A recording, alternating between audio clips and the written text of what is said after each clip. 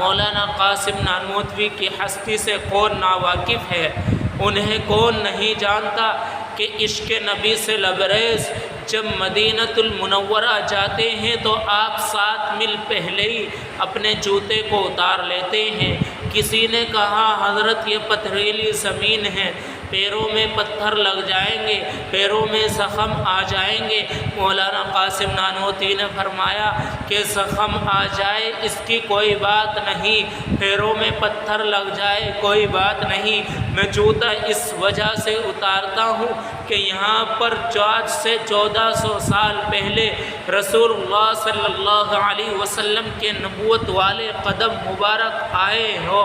اور نانوتوی کا گستاخ جوتا کہیں رسول اللہ صلی اللہ علیہ وسلم کے قدم مبارک کے اوپر نہ آ جائے۔ یہ تھا عشق رسول، یہ تھا جذبہ سنت، یہ تھا پیغمبر کا کی اتباع کا، سنت کا شوق کہ مولانا قاسم نانوتوی کو ایک مرتبہ انگریز پکڑنے کے لیے آئے تو آپ 3 دن روپوش ہو کر چھپ کر باہر نکل آ جاتے ہیں۔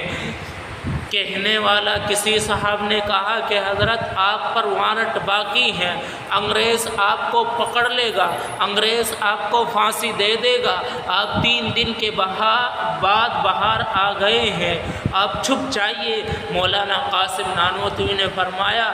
کہ میں انگریز کی گرفتاری کے خوف سے، انگریز کے ڈر سے نہیں چھپا تھا، اور فرمایا خدا کی قسم اگر میرا پیغمبر غار ثور میں 3 دن نہ رہا ہوتا تو قاسم کبھی بھی 3 دن روپوش نہ ہوتا۔ اس وجہ سے 3 دن روپوش ہوا تاکہ پیغمبر کی سنت کہیں یہ نہ چھٹ جائے، پیغمبر کی سنت پر عمل کرنے کی وجہ سے روپوش ہوا تھا، اب میں ہرگز نہیں چھپ سکتا۔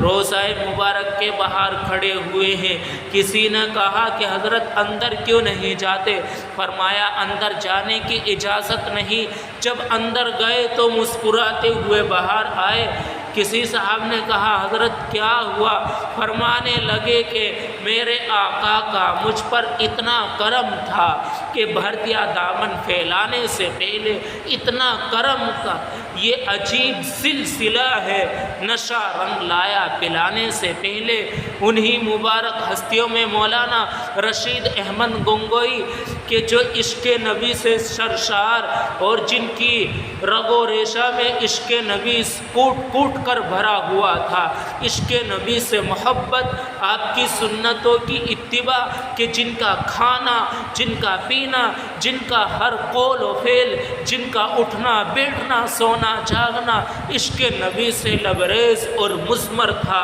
مولانا رشید احمد گنگوئی کے پاس شیخ الاسلام حضرت مولانا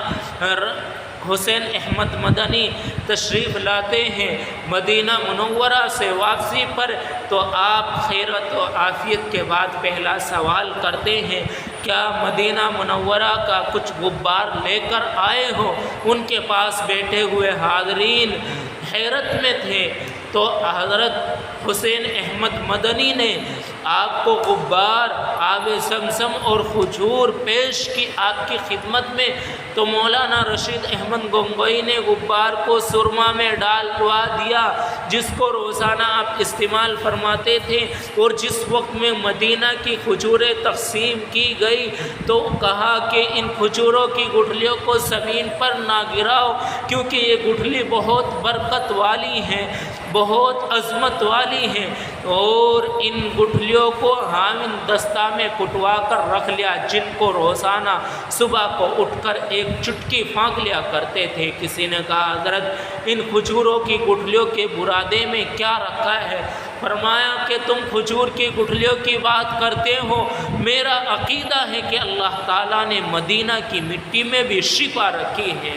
یہ تھا عشق نبی سے محبت، یہ تھا کہ حضرات علماء کرام نے اس طریقے سے اپنی زندگی گزاری کہ اتباع سنت کے مطابق رسول اللہ صلی اللہ علیہ وسلم کی سنت ان کے رگ و ریشہ میں کوٹ کوٹ کر بھری ہوئی تھی۔ میرے بھائیو، مولانا قاسم نانوتوی نے ارادہ کیا کہ 3 دن تک میں سنت کے خلاف کوئی کام نہیں کروں گا۔ وہ مولانا قاسم نانوتوی کہ جنہوں نے 47 سال کی عمر پائی اور ان 47 سال میں بڑے بڑے کارنامے انجام دیے، دارالعلوم دیوبند کی بنیاد ڈالی۔ میرے